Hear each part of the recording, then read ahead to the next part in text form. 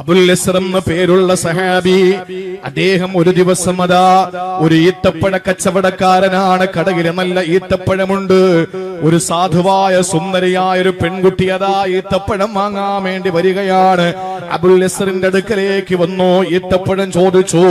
ആ സമയത്ത് അവളുടെ സൗന്ദര്യത്തിൽ ആകർഷനായി പോയ അബുൽ യസ്ർ റഹിമഹുല്ലാഹ് മഹാനവറുകൾക്ക് വല്ലാത്തൊരു മോഹം വന്നു. ആ പെണ്ണിനെ ഒന്ന് തൊട്ടു നോക്കണമെന്ന്.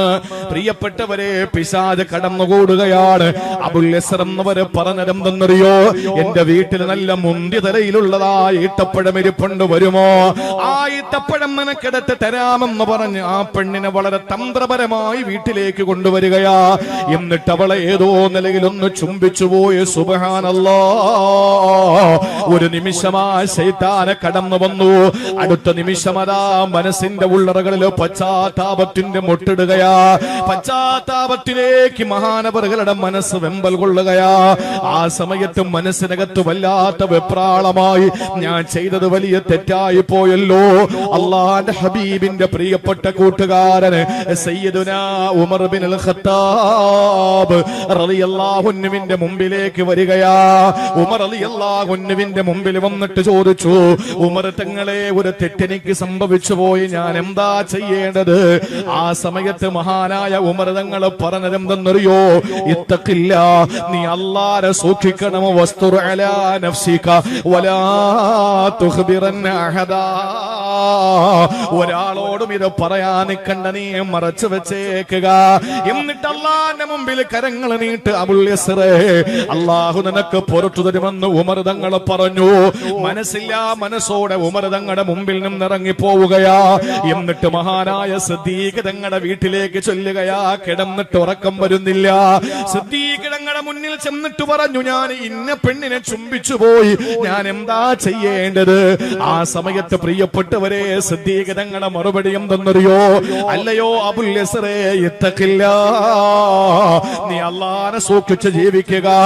ഉസ്തുർ, നീ മറച്ചു വെക്കുക.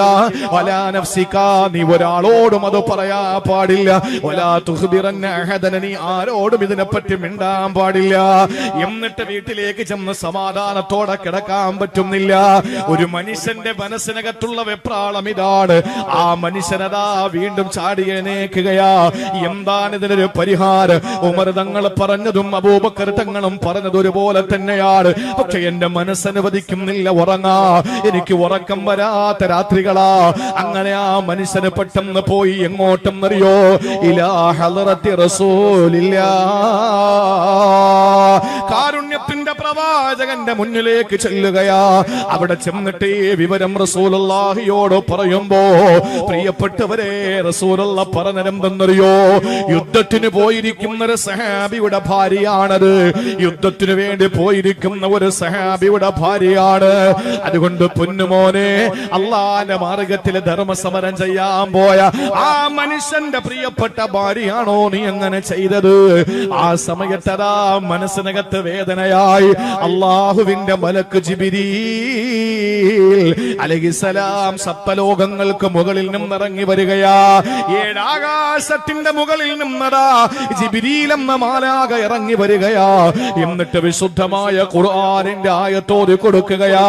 ഏതാണ് ആയത്തെന്നറിയോ? സൂറത്തുൽ ഹൂദിലെ ആയത്താണ്. 144-ാമത്തെ ആയത്തല്ല ഇറക്കുകയാ. വഖിമിസ്സലാത തറഫൈൻ നഹാരി വസുലഫം മിനൽ ലൈൽ ഇന്നൽ ഹസനാതി യുദ്ഹിബിനസ് സയ്യിആത്. ഒരു തെറ്റ് നിന്റെ ഭാഗത്ത് നിന്ന് സംഭവിച്ചു പോയാൽ ആ തെറ്റിനെ മാപ്പാക്കാൻ, ആ തെറ്റിനെ കഴുകിക്കളയാ അല്ലാഹു നമസ്കാരത്തെ ഇറക്കിയിട്ടുണ്ട്. സഹോദരങ്ങളെ, ഈ ആയത്തിറങ്ങാനുള്ള കാരണം എവിടെയാണ്? ഒരു തിന്മ ചെയ്തു പോയാൽ ആ സമയത്ത് അല്ലാഹുവിന് വേണ്ടി 2 റക്അത്ത് നമസ്കരിക്കുമോ?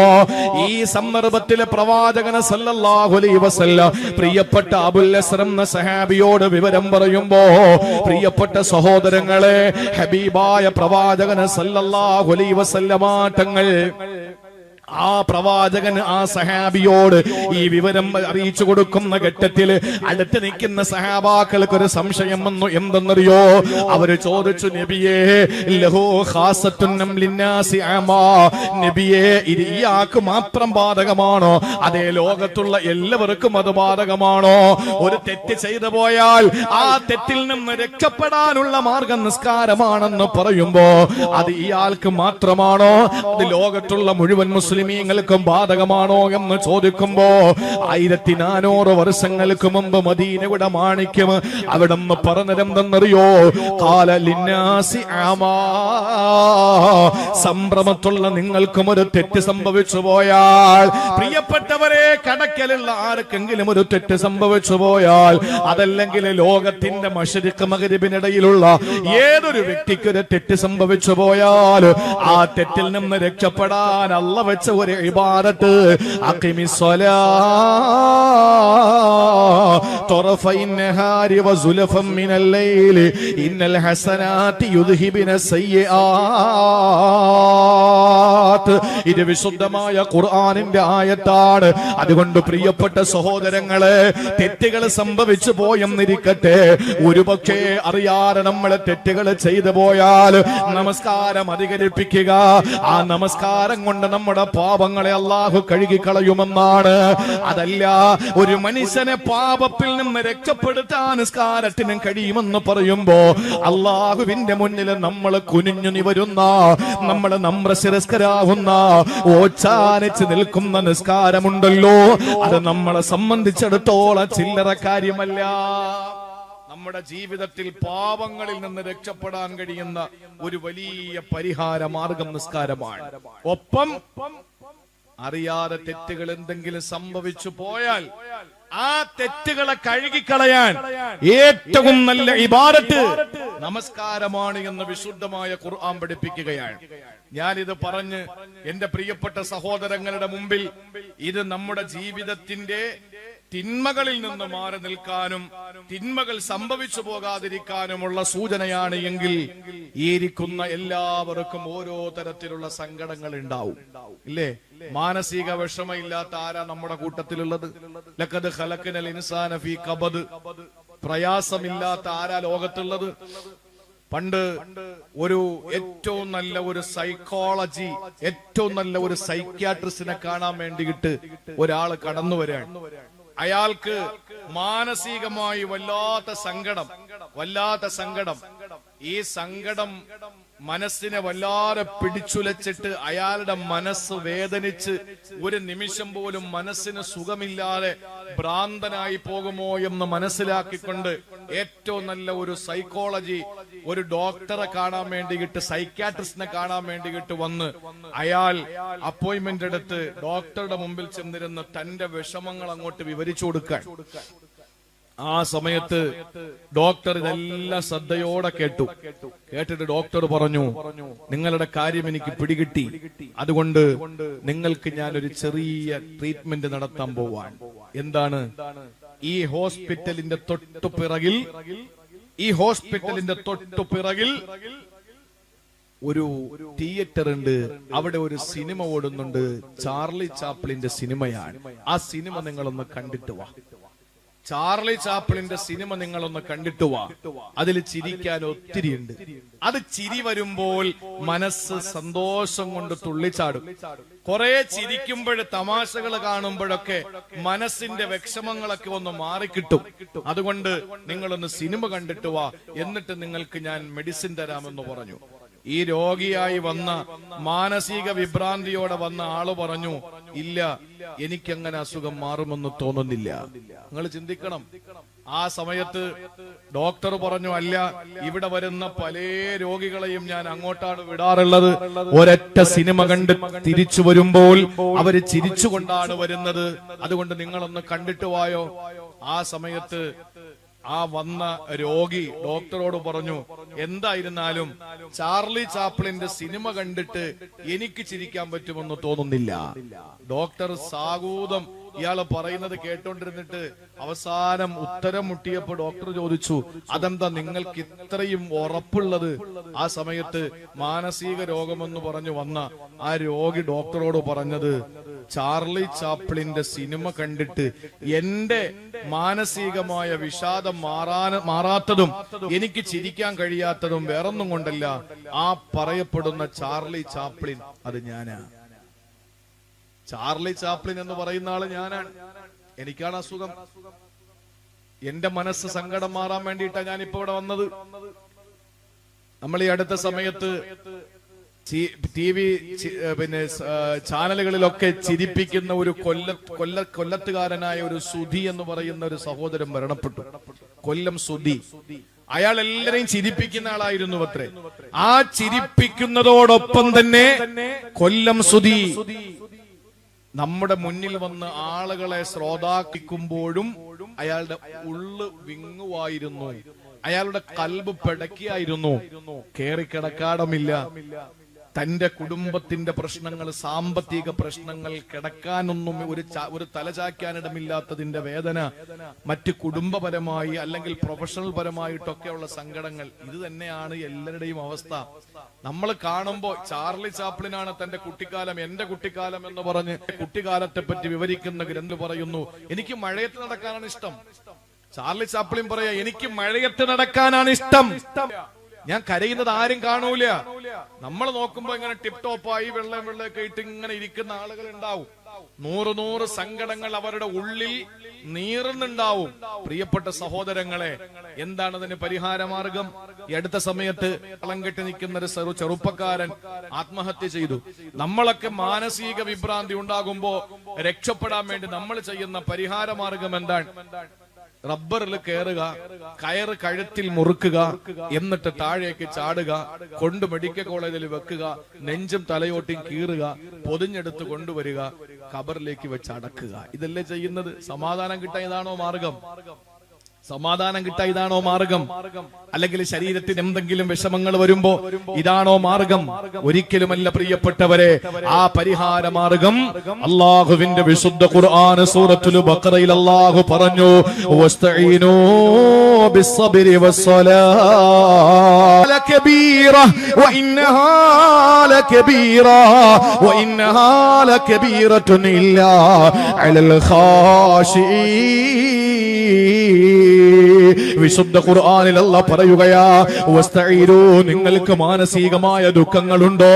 സംഭ്രമത്തെന്നെ കേൾക്കാമെന്നവര്, അതല്ലെങ്കിൽ ഈ യൂട്യൂബ് ചാനലിലൂടെ എന്നെ കേട്ടുകൊണ്ടിരിക്കുന്ന സഹോദരങ്ങളെ, സഹോദരിമാര്, ആർക്കാണ് സങ്കടമില്ലാത്തത്? ആർക്കാണ് ദുഃഖമില്ലാത്തത്? ഈ മദ്രസാ ഹാളിനകത്തിരിക്കുന്ന പ്രിയപ്പെട്ട സഹോദരിമാരെ, പ്രതികൂല കാലാവസ്ഥയിലും വീട് പൂട്ടിക്കെട്ടി വഴലിന് വന്ന പ്രിയപ്പെട്ട പെങ്ങന്മാരെ, ഞാൻ ചോദിക്കുകയാം, നിങ്ങളിൽ ആർക്കാണ് മാനസികമായ വ്യഥയില്ലാത്തത്? ആർക്കാണ് വ്രണത ഹൃദയമില്ലാത്തത്? ആർക്കാണ് വ്യഥിത ഹൃദയമില്ലാത്തത്? ഓരോരുത്തർക്കും അവരുടേതായ നീറ്റലുകളും വേദനകളും ഉണ്ടല്ലോ. ഹൃദയത്തിലെ കീറലുകളും പോറലുകളും ഇല്ലാത്തവരാരാ? മനസ്സംഘർഷമില്ലാത്തവരാരാ? പരിഹാരം അല്ലാഹ് പറഞ്ഞില്ലേ?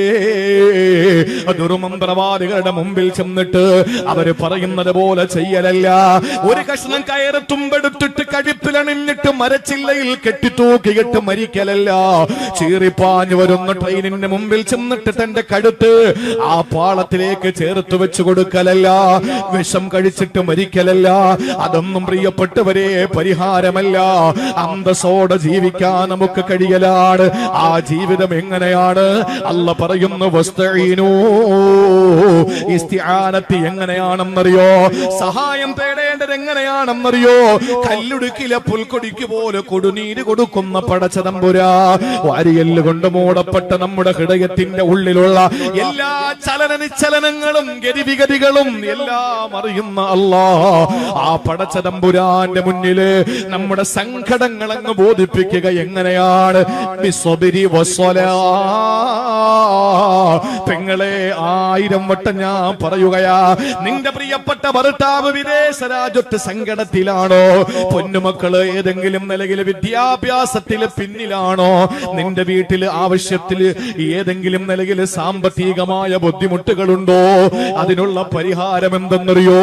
എല്ലാവരും കിടന്നുറങ്ങുമ്പോ പാതിരാത്രിയുടെ നിശബ്ദതയില് നീ ഒളുവ് ചെയ്യുക, എന്നിട്ട് മുസല്ല വിരിക്കുക, എന്നിട്ട് 2 റക്അത്ത് നമസ്കരിക്കുക, എന്നിട്ട് അല്ലാഹുവിനോട് പറയണമല്ലാ പടച്ചവരെ എല്ലാവരും ഉറക്കത്തിലാ, എല്ലാവരും ഉറക്കത്തിലാ, ഈ നാട്ടുകാര് മുഴുവനും ഉറക്കത്തിലാ, ഈ വീട്ടിലുള്ളവരെല്ലാവരും ഉറക്കത്തിലാ. ഇപ്പോൾ ഈ രാത്രി ഉണർന്നിരിക്കുന്ന രണ്ടു പേരേ ഉള്ളൂ. ഒന്ന് നമസ്കാരപ്പാകയിൽ ഒളുവ് ചെയ്തുകൊണ്ട് നിസ്കാര കുപ്പായം ധരിച്ച് ഞാനാണ്. മറ്റൊന്ന് ഉറക്കമില്ലാത്ത സുബ്ഹാനമല്ലായനാമു വലാ യസ്ഹൂ, ഉറക്കവും മറതിയുമില്ലാത്ത പടച്ചവനെ നീയും മാത്രമാ. അതുകൊണ്ട് എന്റെ സങ്കടമൊന്ന് കാണണേ എന്ന് പറഞ്ഞ അല്ലാഹ് പറയുന്നു, വസ്തഈനു ബിസ്സബ്രി വസ്സലാ, നിസ്കാരം കൊണ്ട് അല്ലാഹു തന്ന പരീക്ഷണങ്ങളിൽ പിടിച്ചു നിൽക്കൽ കൊണ്ടും റബ്ബിന്റെ സഹായം തേടുക. സബർ എന്ന് പറഞ്ഞാൽ പിടിച്ചു നിൽക്കലാണ്. പ്രിയപ്പെട്ട സഹോദരങ്ങളെ, അല്ലാഹ് എന്നിട്ട് പറഞ്ഞ വാക്കെന്തെന്നറിയോ? ഒരു സാമ്പത്തിക കടം വരുമ്പോൾ, ഒരു മാനസിക വ്യഥ വരുമ്പോൾ, ഒരു ശാരീരികമായ രോഗം വരുമ്പോ എന്തുകൊണ്ടാ നിനക്ക് രാത്രി എഴുന്നേറ്റ് സങ്കടങ്ങൾ അല്ലാഹുവോട് പറയാൻ കഴിയാത്തത്? അതിനും അല്ലാഹു കാരണം പറഞ്ഞു, വഇന്നഹാ ലകബീറത്തുൻ ഇല്ലാ അലൽ ഖാശിഈൻ, ഭയഭക്തർക്കല്ലാതെ ഇത് പ്രയാസം തന്നെയാ. ഉറങ്ങിക്കിടക്കുന്ന ജനങ്ങളുടെ നടുവിൽ എഴുന്നേറ്റിരുന്ന് അല്ലാഹുവിന് വേണ്ടി സമയം ചെലവഴിക്കുക എന്നുള്ളത് ഖാശിഈങ്ങൾക്ക് മാത്രമുള്ളതാണ്. ആ ഖാശിഈങ്ങൾ എന്ന് പറഞ്ഞാൽ ഖുശൂ ഉള്ളിലാണ്, അത് പുറമൂച്ചല്ല, പുറമേനിയല്ല, ആളുകളെ കാണിക്കുന്ന പ്രകടനപരതയല്ല. പ്രിയപ്പെട്ടവരെ, ഉള്ളിന്റെ ഉള്ളിൽ ഖുശൂ ഉണ്ടായ, ഭക്തി ഉണ്ടായ, അല്ലാഹുവിന്റെ പേരിലുള്ള ഭയമുണ്ടായ, രാത്രിയുടെ യാമങ്ങളിൽ പ്രത്യേകിച്ച് 3-ാം യാമത്തിൽ എഴുന്നേറ്റിരുന്ന് റബ്ബിനോട് സങ്കടങ്ങളെ വിവരിച്ചു കൊടുക്കാൻ നമ്മൾ ബാധ്യസ്ഥരാകും. അതുകൊണ്ട് പാപങ്ങളിൽ നിന്ന്, കള്ള്, കഞ്ചാവ്, പലിശ, മോശമായ പ്രവർത്തനങ്ങളിൽ നിന്ന് നിസ്കാരം തടയുക മാത്രമല്ല, മാനസികമായ വ്യഥകൾ, മാനസികമായ വ്രണങ്ങൾ, ഇതൊക്കെ മാറ്റിത്തരാൻ നിസ്കാരത്തിന് കഴിയും. ഒരു രോഗം ഉണ്ടെന്നിരിക്കട്ടെ, വയറ്റുവേദന വന്നാൽ എന്താ ചെയ്യുന്നത്?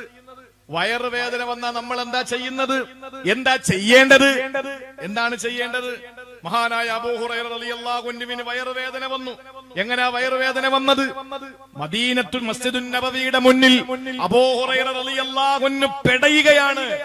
ആ സമയത്ത് അഷ്റഫുൽ ഖൽഖ് അതുവഴി വന്നിട്ട് അള്ളാന്റെ പ്രിയപ്പെട്ട പ്രവാചകൻ ചോദിക്കുന്നു, അയൂജിഉക ബത്നുക, നിന്റെ വയറ് നിന്നെ വല്ലാതെ വേദനിപ്പിക്കുന്നുണ്ടല്ലേ? അള്ളാഹുവിന്റെ റസൂലേ, നഅം യാ ഹബീബല്ലാഹ്, എനിക്ക് വയറ്റുവേദനയാ നബിയെ. ഇത് ആരുടെ കഥയാ? അബൂ ഹുറൈറ റളിയല്ലാഹു അൻഹുവിന്റെ കഥ. അബൂ ഹുറൈറ തങ്ങൾക്ക് വയറ്റുവേദന വന്ന് പുളയുമ്പോ സല്ലല്ലാഹു അലൈഹി വസല്ലമ തങ്ങൾ വന്നിട്ട് ചോദിക്കുന്നു, നിനക്ക് വയറുവേദനയുണ്ടോ? അതേ നബി, എനിക്ക് വയറുവേദനയാണ്. ഖും, എഴുന്നേക്ക്. ആരാ പറയുന്നത്?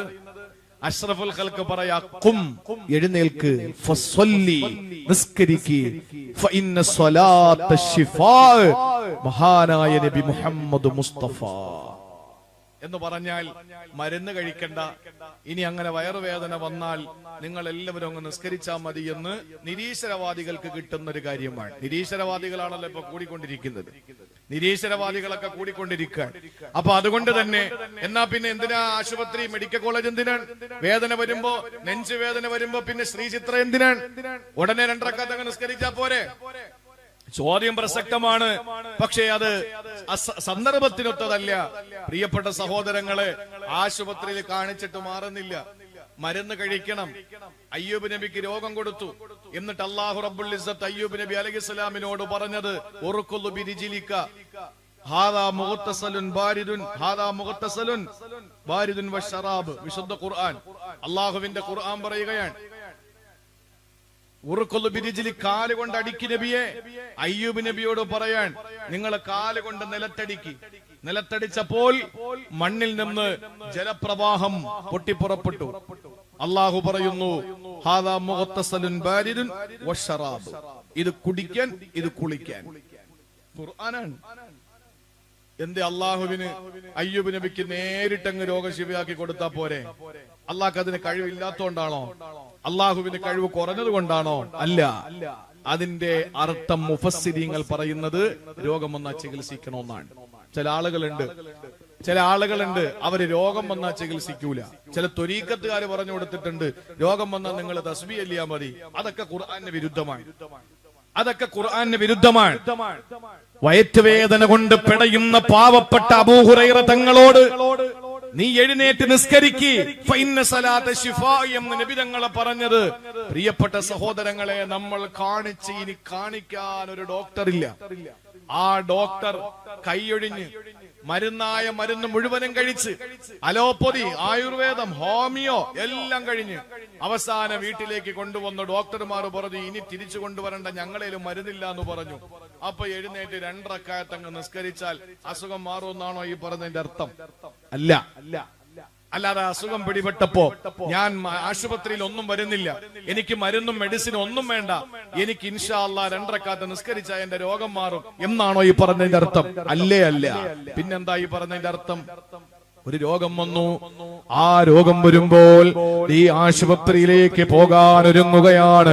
ആ സമയത്ത് നീ 2 റക്അത്ത് നമസ്കരിക്കുക. എന്നിട്ട് അല്ലാഹുവോട് പറയണം, ഈ 2 റക്അത്ത് നിസ്കാരം ഞാൻ നിർവഹിച്ചത് എന്റെ രോഗം നീ മാറ്റണേ അല്ലാ. നിസ്കാരമാണ് ശിഫ എന്ന് നിന്റെ ഹബീബ് ഞങ്ങളെ പഠിപ്പിച്ചതല്ലേ. അതുകൊണ്ട് ഞാനിതാ നീ പറഞ്ഞ പോലെ ഞാൻ ആശുപത്രിയിൽ പോവുകയാ. നീ പറഞ്ഞതുപോലെ, നീ നിന്റെ അയ്യൂബ് നബിയോട് പറഞ്ഞതുപോലെ ചികിത്സിക്കണമല്ലോ. അതുകൊണ്ട് ഞാനിതാ ചികിത്സ തേടുകയാണ്.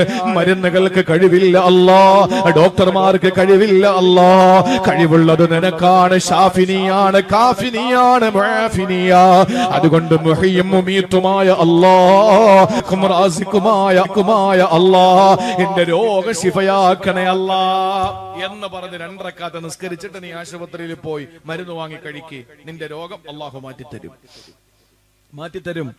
അപ്പൊ നമ്മളെ പാവങ്ങളിൽ നിന്ന് രക്ഷപ്പെടുത്താൻ മാത്രമല്ല നമ്മുടെ നിസ്കാരം ഉള്ളത്, പിന്നെയോ മാനസിക ശാരീരിക രോഗങ്ങളിൽ നിന്ന് നമ്മളെ രക്ഷപ്പെടുത്താൻ. അതുകൊണ്ടാണ് ഹുദൈഫത്തുൽ യമാൻ റളിയല്ലാഹു അൻഹു പറഞ്ഞു, നബിതങ്ങൾക്ക് എന്ത് സങ്കടം വന്നാലും,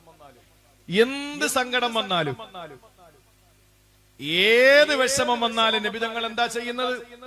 നമുക്കിപ്പോ ഒരു പ്രയാസം വന്നാൽ നമ്മൾ പിന്നെ പള്ളിയിൽ വരില്ല. എന്താ പള്ളിയിൽ വരാത്തത്? അസുഖമായി പോയി, അതുകൊണ്ട് പള്ളിയിൽ വരുന്നില്ല. കടം വന്നിട്ട് വല്ലാതെ മനസ്സിനകത്ത് വിഷമമാണ്, അതുകൊണ്ട് പള്ളിയിൽ വരുന്നില്ല. എന്റെ പൊന്നു സഹോദരങ്ങളെ, ശാരീരികമാവട്ടെ മാനസികമാവട്ടെ എന്ത് പ്രയാസം നബിതങ്ങൾക്ക് വന്നാലും ചെയ്യുന്നത് എന്താണ്? രണ്ടിനും തെളിവുണ്ട്. മാനസികമായിട്ടുള്ളത് അവിടെ നിൽക്കട്ടെ, ഞാൻ പറയാം. ശാരീരികമായി ദുർബലനാകുമ്പോ അതിന് പരിഹാരം വീട്ടിലെ നിസ്കാരമല്ല, പള്ളിയിലാണ്. വഫാത്താവുന്നതിന് മണിക്കൂറുകൾക്ക് മുമ്പ്, വഫാത്താകുന്നതിനും കുറച്ചു മുമ്പ് അവസാന നമസ്കാരം നിർവഹിക്കാൻ നബിതങ്ങൾക്ക് കഴിയുന്നില്ല. ആ സമയത്ത് അതുവരെയും മദീനയുടെ മിമ്പറിൽ നിന്ന് ഇമാമത്ത് നിന്ന ഹബീബേ നബി മുഹമ്മദ് മുസ്തഫ. പ്രിയപ്പെട്ടവരെ, സ്വലാത്തിന് കുറവും വരുത്തണ്ട, സ്വലാത്തിന് യാതൊരു കുറവും വരുത്തണ്ട. മദീനയുടെ രാജാവ് ഹബീബായ നബി മുഹമ്മദ് മുസ്തഫ സല്ലല്ലാഹു അലൈഹി വസല്ലമ തങ്ങൾ മസ്ജിദുൻ നബവിയുടെ തൊട്ടുപുറത്തെ ഹുജറത്തു ഷരീഫ ഇന്ന് നിൽക്കുന്ന ആയിഷ ബീവിയുടെ വീടുണ്ടല്ലോ, ആ വീട്ടിലിരുന്ന് അബൂബക്കർ സിദ്ദീഖ് തങ്ങളോട് നിസ്കരിക്കാൻ കൽപ്പിക്കുമ്പോ അബൂബക്കർ തങ്ങൾ വിറച്ച് ഇമാമത്ത് നിൽക്കുമ്പോൾ, അതിന്റെ പിന്നിൽ സഹാബ നിരന്നു നിൽക്കുമ്പോ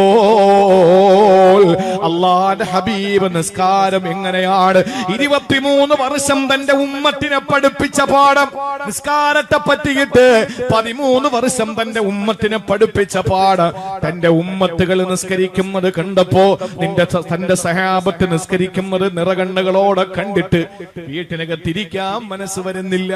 2 പേരുടെ തോളത്ത് തൂങ്ങിയിട്ട് കാലിങ്ങനെ നിലത്ത് ഇഴഞ്ഞിഴഞ്ഞിഴഞ്ഞ് മദീനത്തു നബവിയിലും മസ്ജിദുൻ നബവിയിലും കേറുകയാ.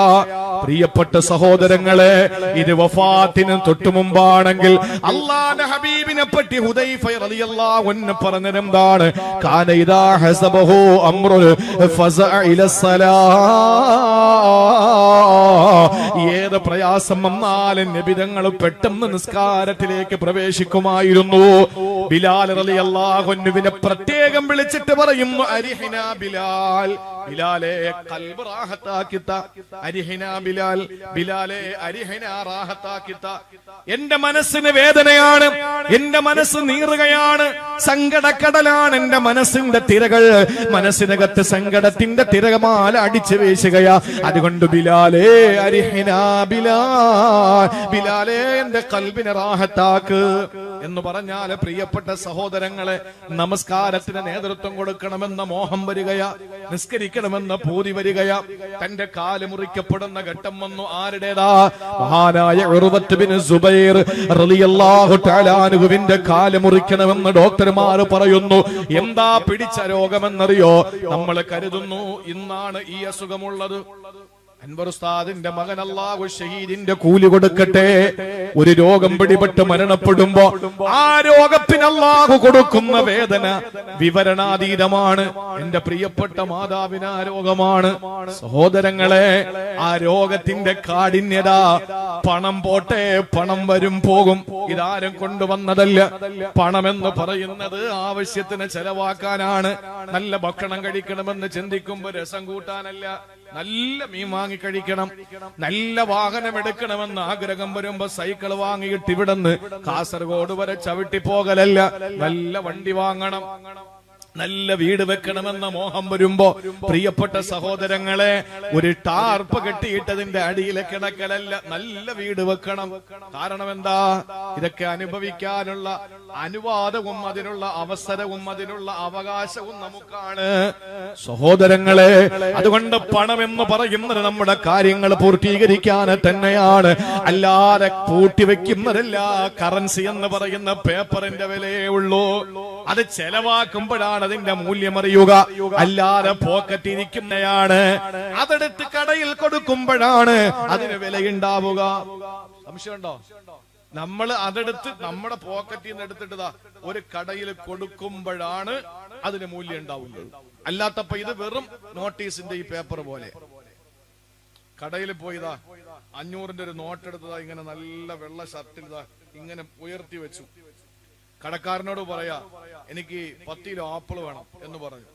എന്നിട്ട് ഇങ്ങനെ കാണിച്ചു കൊടുക്കുക. ഇവൻ ആപ്പിൾ കിട്ടുവോ? അവന്റെ കയ്യിൽ പൈസ ഉണ്ട്, ആപ്പിൾ കിട്ടൂല, അവന് ഭക്ഷണം കിട്ടൂല, അതിന് ഇപ്പൊ ഒരു മൂല്യം ഇല്ല. അതിൽ നിന്ന് ഒരു ആപ്പിൾ നിനക്കെടുത്തവൻ തരില്ല. കാരണം നിന്റെ പോക്കറ്റ് ഇരിക്കുന്ന പൈസക്ക് അപ്പൊ മൂല്യം ഇല്ല. നീ അതെടുത്ത് അവന് കൊടുത്തു നോക്ക്, അപ്പോഴവൻ നിനക്ക് സാധനം തരും. നീ കൊടുത്തപ്പോഴാ മൂല്യം വന്നത്. പ്രിയപ്പെട്ട സഹോദരങ്ങളെ, പണം ചെലവഴിക്കാനാണ്, ആവശ്യത്തിന് ചെലവഴിക്കാനാണ്. അസുഖം വന്നു, ചെലവഴിച്ചു, ആള് മരിച്ചു, അല്ല. അൽഹംദുലില്ലാ, നമ്മുടെ പൈസ ചെലവഴിച്ചത് മക്കൾക്ക് ചെലവഴിച്ചാൽ, മാതാപിതാക്കൾക്ക് ചെലവഴിച്ചാൽ, ഭാര്യയ്ക്ക് ചെലവഴിച്ചാൽ അതിന് ഏറ്റവും വലിയ സദഖയുടെ കൂലിയല്ലേ. അത് ചെലവാക്കുന്നത് ആഹാരം വാങ്ങിക്കൊടുക്കുമ്പോ അതിന്റെ കൂലി, മരുന്ന് വാങ്ങിക്കൊടുക്കുമ്പോ അതിന്റെ കൂലി, ഓപ്പറേഷൻ കൊടുക്കുമ്പോ അതിന്റെ കൂലി. കൈയിരിക്കുന്ന സഹോദരങ്ങളോട് പറയുന്നു, ആ മക്കൾക്ക് ശേഷിക്കുന്ന മക്കളെക്കാൾ ഭാഗ്യവാൻ ആ മരണപ്പെട്ട മോനാണ്. എന്താ കാര്യം എന്നറിയോ? ഉസ്താദിന്റെ മക്കൾക്ക് അല്ലാഹു ദീർഘായുസ് കൊടുക്കട്ടെ, നമ്മുടെ മക്കൾക്ക് അല്ലാഹു ദീർഘായുസ് തരട്ടെ, നമ്മുടെ എല്ലാവർക്കും അല്ലാഹു ആഫിയത്തുള്ള ദീർഘായുസ് തരട്ടെ, നമുക്കും തരട്ടെ. പക്ഷേ ബിലാൽ തക്കുന്ന നേരത്ത് ഭാര്യ വന്ന് തലയിൽ കൈവച്ചിട്ട് വാ ഹുസ്നാ, ദുഃഖം സഹിക്കാൻ വയ്യ, മരിക്കാൻ പോകുന്ന ഭർത്താവിന്റെ മുമ്പിൽ വന്ന് വിലപിക്കുന്ന ഭാര്യയുടെ മുഖത്ത് നോക്കിയിട്ട് മരണക്കിടക്കയിൽ കിടന്ന് ബിലാൽ തങ്ങൾ പറഞ്ഞു, വാ തർബാ, എന്തൊരു സന്തോഷം എനിക്ക്. ഭാര്യ അത്ഭുതപ്പെട്ടു. മരിക്കാൻ കിടക്കുമ്പോ വേദനിച്ചിട്ട് ഭാര്യ പറയുന്നു, മരിക്കാൻ കിടക്കുമ്പോ പറയുന്നു സന്തോഷം. അതെന്താന്ന് ചോദിച്ചപ്പോ ബിലാൽ തങ്ങൾ പറയാ, മുഹമ്മദ, അടുത്ത സെക്കൻഡ് ഞാൻ അങ്ങ് മരിച്ചു പോയാൽ എനിക്ക് മുസ്തഫായ നബിയെ കാണാമല്ലോ. ഓ, എന്തൊരു ഭാഗ്യമാ എനിക്ക്, അടുത്ത നിമിഷം എന്റെ നബിതങ്ങളെ കണ്ടൂടെ. അൻവർ ഉസ്താദിന്റെ പ്രിയപ്പെട്ട മക്കളിൽ ആദ്യമായ അഷ്റഫുൽ ഖൽഖിനെ കാണുന്നതാരാ? ഒരു സംശയവും വേണ്ട, പ്രിയപ്പെട്ട മകൻ തന്നെയാണ്. അപ്പോ ഒരാൾ മരണപ്പെട്ടു പോവുക എന്ന് പറയുന്നതും സങ്കടമല്ല. പിന്നെന്താ പ്രശ്നം? പൈസ കൊടുക്കുന്ന സദഖയുടെ കൂലി, ആള് മരണപ്പെട്ടു പോയാൽ സുഹൃതം ചെയ്തവനാണെങ്കിൽ അവൻ അഷ്റഫുൽ ഖൽക്കിനടുത്ത നിമിഷം കാണാം, സഹാബാക്കളെ കാണാം, മഹാരഥന്മാരായ ഒരുപാട് ദീനിന്റെ ഇന്നലകളിൽ കഴിഞ്ഞുപോയ മഹാന്മാരായ ധീരകേസരികളെ കാണാം. പിന്നെന്താ ഇവിടുത്തെ പ്രശ്നം? ആ അനുഭവിക്കുന്ന വേദന ഉണ്ടല്ലോ, അതിന് ആഖിറത്തിൽ സവാബുണ്ട്. പക്ഷേ ഇവിടെ അത് വേദനിച്ചങ്ങ് തീർക്കാന്ന് പറയുന്നത് വല്ലാത്തൊരു വേദനയാണ്. ഇന്ന് ഈ രോഗം ക്യാൻസർ എന്ന പേരിൽ ക്രാബ് കാർന്ന് തിന്നുന്നതെന്നാണ് അതിനർത്ഥം. എന്റെ പ്രിയപ്പെട്ട സഹോദരങ്ങളെ, ഇതിനെ അറബിയിൽ പറയുന്നത് ആക്കിലത്ത് എന്നാണ്. ഈ രോഗത്തിന്റെ പേര് ആക്കിലത്ത്, കാർന്ന് തിന്നുന്നത്. ഈ രോഗം പിടിപെട്ടു ആർക്കാ? മഹാനായ ഉർവത്ത് ബിൻ സുബൈർ റളിയല്ലാഹു അൻഹുവിന്റെ കാലിലാണ് രോഗം പിടിപെട്ടത്. ആ സമയത്ത് മഹാനവറുകൾക്ക് കാല് മുറിച്ചു മാറ്റണമെന്ന വിധി വരികയാണ്. ഭിഷഗ്വരന്മാര് കാല് മുറിച്ചു മാറ്റണമെന്ന് പറയുമ്പോ മഹാനായ ഉർവത്ത് ബിൻ സുബൈർ റളിയല്ലാഹു അൻഹു പറഞ്ഞു, ഇല്ല, ഈ കാൽ അല്ലാഹുവിന്റേതാണ്, എന്റേതല്ല. ആ സമയത്ത് ഡോക്ടർമാര് പറഞ്ഞു, നിങ്ങളുടെ ശരീരത്തിന്റെ മുഴുവൻ ഭാഗങ്ങളിലും ഇത് വ്യാപിക്കും, ഇതിങ്ങനെ സ്പ്രെഡ് ആവും. ആ സമയത്ത് നിങ്ങളുടെ ജീവൻ തന്നെ അപകടമാണ്. അല്ലാഹുവേ, ഒരു ദിവസം കൂടി ജീവിച്ചിരുന്നാൽ അത്രയും എനിക്ക് സുബ്ഹാനല്ലാഹ് ചെല്ലാമല്ലോ. അതുകൊണ്ട് പെർമിഷൻ കൊടുക്കുന്നു, എന്റെ കാല് മുറിച്ചോ. ആ സമയത്ത് അന്നത്തെ ഓപ്പറേഷന്റെ രീതി എങ്ങനെയെന്നറിയോ? ഇന്നാണ് അനസ്തേഷ്യ ഉള്ളത്. പ്രിയപ്പെട്ടവരെ, അന്ന് അനസ്തേഷ്യ കണ്ടുപിടിച്ചിട്ടില്ല. എങ്ങനെയാ ചെയ്യുന്നതെന്നോ? ഇന്ന് അനസ്തേഷ്യ കണ്ടുപിടിച്ചിട്ട് പോലും ഫലസ്തീന്റെ പൊന്നുമക്കളെ, ആ പ്രിയപ്പെട്ട പൊന്നുമക്കൾ വെടിയുണ്ടേറ്റിട്ട് പിളയുന്ന ശരീരം അൽഷിഫ ഹോസ്പിറ്റലിന്റെ മുമ്പിലേക്ക് കൊണ്ടുവെക്കുമ്പോ, ഗസയിലെ ഹോസ്പിറ്റലിൽ കൊണ്ടുവെക്കുമ്പോൾ അനസ്തേഷ്യ കൊടുക്കാൻ മരുന്നില്ല, കറണ്ടില്ല, വെള്ളമില്ല, വായുവില്ല, ഒന്നുമില്ലാത്ത സങ്കടകരമായ അവസ്ഥയില് പച്ച ശരീരത്തിലാണ് സർജറി നടത്തിക്കൊണ്ടിരിക്കുന്നത്. പ്രിയപ്പെട്ടവരെ, മഹാനായ ഉർവത്ത് ബിൻ സുബൈർ റളിയല്ലാഹു അൻഹുവിന്റെ കാല് മുറിച്ചു മാറ്റുന്നതിന് മുമ്പ് ഡോക്ടർമാര് പറഞ്ഞു, ഞങ്ങൾ ഇവിടെയുള്ള ചികിത്സാ രീതി കള്ള് കുടിക്കാൻ കൊടുക്കും. കള്ള് കുടിക്കുമ്പോൾ മതം വരും, കള്ള് കുടിക്കുമ്പോ ബോധം നഷ്ടപ്പെടും, അപ്പോൾ കാല് മുറിച്ചു മാറ്റും. അന്നത്തെ അനസ്തേഷ്യ അങ്ങനെയാണ്. കിതാബുകളിലെ കാണാ, ഉർവത്ത് ബിൻ സുബൈർ റളിയല്ലാഹു അൻഹു പറഞ്ഞു, എന്റെ റസൂല് നിഷിദ്ധമാക്കിയ കള്ള് കുടിച്ചുകൊണ്ട് എനിക്കൊരു ചികിത്സ വേണ്ട. കള്ളിന്റെ പിന്നാലെ, മയക്കുമരുന്നിന്റെ പിന്നാലെ പോകുന്ന ചെറുപ്പക്കാരാ, റബീഉൽ അവ്വലിലെ നബിദിന റാലി പോൽ എത്രയോ ചെറുപ്പക്കാരെ കള്ളു കുടിച്ചിട്ടാ.